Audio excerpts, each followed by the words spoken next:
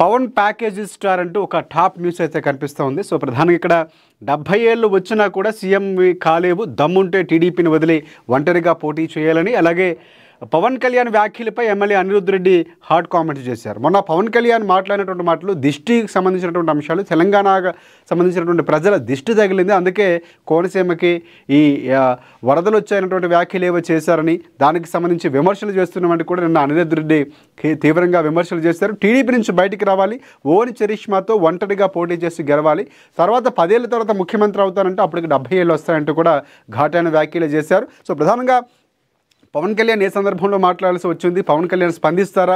ఎందుకంటే ఇక్కడ ఆంధ్రప్రదేశ్కి తెలంగాణకు ఉన్నటువంటి సత్సంబంధాలు ఇప్పటికైతే ఇక్కడ కూటమి ప్రభుత్వం కానీ, అక్కడ కూటమి లేకపోతే ఇక్కడ కాంగ్రెస్ కానీ ఒక సయోధ్య బాగానే ఉంది. అంటే గురు శిష్యులు అనేటువంటి మాట వినిపిస్తున్నది అంశం వేరు, కానీ ఎక్కడ సమన్వయ లోపాలు కానీ, లేకపోతే రాజకీయ వేత్తలు ఎప్పటికప్పుడు వివాహ వేడుకలను లేకపోతే కొన్ని సందర్భాలను కలుస్తున్నటువంటి సందర్భాలు ఉన్నాయి. కానీ పవన్ వ్యాఖ్యలు ఏ సందర్భంలో మాట్లాడారు, అనిరుద్ధ్ రెడ్డి ఎందుకు స్పందించాల్సి వచ్చింది అనేది మాత్రం రెండు పార్టీలు స్పందిస్తాయి.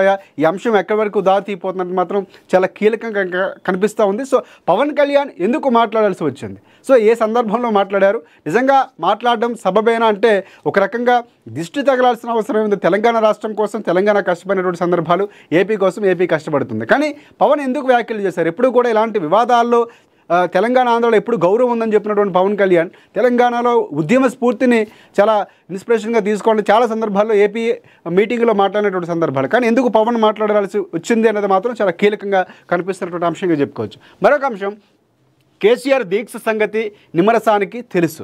సో ఇక్కడ ఏదైతే దీక్షా దివస్ సందర్భంగా నిన్న బీఆర్ఎస్ పార్టీ ఎక్కడికక్కడ కార్యక్రమాలు నిర్వహించింది, సో పాలాభిషేకాలు చేసింది. అప్పుడు దీక్షా దివస్ ఆమరణ నిరాహార దీక్ష ఏదైతే కేసీఆర్ చేశారో, సో ఆ అంశాన్ని ఒకసారి గుర్తు చేసుకుంటూ ఆయన త్యాగం అంటే కేసీఆర్ సచ్చుడు తెలంగాణ ఉద్యమం తెలంగాణ వచ్చుడు ఈ నినాదంతో ఆయన ముందుకు వెళ్ళేటువంటి సందర్భాలు ఉన్నాయి. అదే అంశాన్ని కొన్ని కామెంట్ చేశారు. బీఆర్ఎస్ దీక్షా దివస్పై మంత్రి సీతక్క ఫైర్ అయినటువంటి సందర్భం.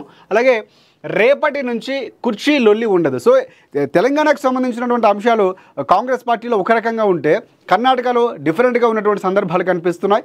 అక్కడ కుర్చీ కోటం ఎప్పటికప్పుడు పెనుగులాట్లు అంటే ముఖ్యమంత్రిగా సిద్ధరామయ్య అయినప్పటి నుంచి కూడా ఇప్పటి వరకు ఎప్పటికప్పుడు సీఎం కుర్చీపై మార్పు ఉండబోతుంది, సీఎం సీటు మారబోతుంది. ఎందుకంటే డీకే శివకుమార్ పేరు ముందు నుంచి వినిపించింది. కీలకంగా ఆయన టీపీసీసీగా అక్కడ ఉంటూ పీసీసీ పదవిలో అక్కడ చేసినటువంటి కృషికి చాలా వరకు కాంగ్రెస్ పార్టీ కేడర్ కానీ ఎమ్మెల్యేలందరూ నాకు అనుకూలంగానే ఉన్నారన్నటువంటి సందర్భం కనిపిస్తుంది. ఒకసారి బ్రేక్ఫాస్ట్ ఏర్పాటు చేసిన తర్వాత సమస్య కొలిక్కి వచ్చింది. ఇక నుంచి కుర్చీ కోసం ఈ పెనుగులాట ఉండదు అన్నటువంటి క్లారిటీ అయితే ఇచ్చారు. అయితే అందులో కూడా ఒక డిఫరెంట్గా మేము భోజనం చేయడం బ్రేక్ఫాస్ట్ కోసం వెళ్ళాం, టిఫిన్ చాలా బాగుందని ముఖ్యమంత్రి చెప్పినటువంటి సందర్భాలు. సో అది డీకే శివకుమార్ కొంచెం క్లారిటీ కూడా ఇచ్చేటటువంటి సందర్భం కనిపిస్తుంది.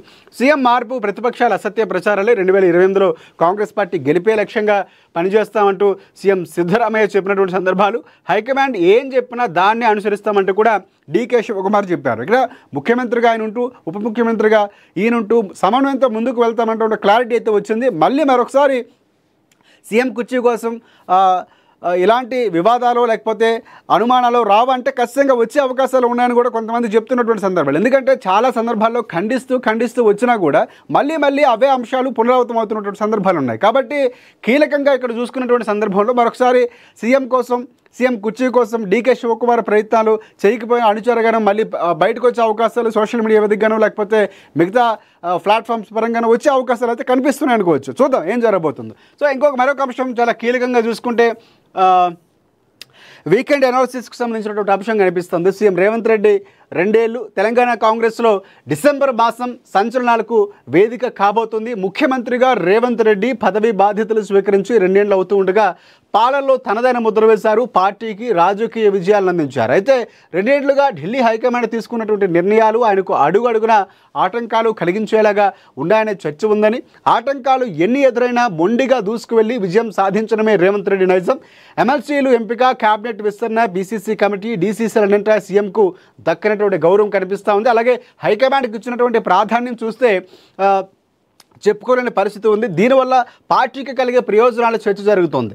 గాలి ఎలా ఉన్నా దాని దిశ మార్చే శక్తి తనకున్నదని సీఎం రేవంత్ రెడ్డి జూబ్లీహిల్స్ విజయం ద్వారా చాటి చెప్పినటువంటి సందర్భాలు కనిపిస్తున్నాయి. ఆయన చరిష్మాను బయటకు చెప్పినటువంటి సందర్భం కనిపిస్తుంది. ఇక గ్లోబల్ సమ్మిట్ తరువాత తెలంగాణ రాజకీయాల్లో సంచలనాలు చోటు చేసుకునే అవకాశం వాతావరణం కనబడుతుందంటూ ఇక్కడ వీకెండ్ అనాలిసిస్ ఏఎన్ఎన్ జర్నలిస్టు కంది రామచంద్రరెడ్డికి సంబంధించినటువంటి ఒక ఎడిషన్ ఇక్కడ ఇచ్చినటువంటి ఎడిటోరియల్ కనిపిస్తూ ఉంది. సో ప్రధానంగా తెలంగాణ రాజకీయాల్లో రేవంత్ రెడ్డి ఒక చారిత్రాత్మకమైనటువంటి ఎంట్రీ అని చెప్పుకోవచ్చు. ఆయన రావటం, టీపీసీసీ అవ్వటం, అక్కడి నుంచి సీఎం రేసులో ఉండటం, కాంగ్రెస్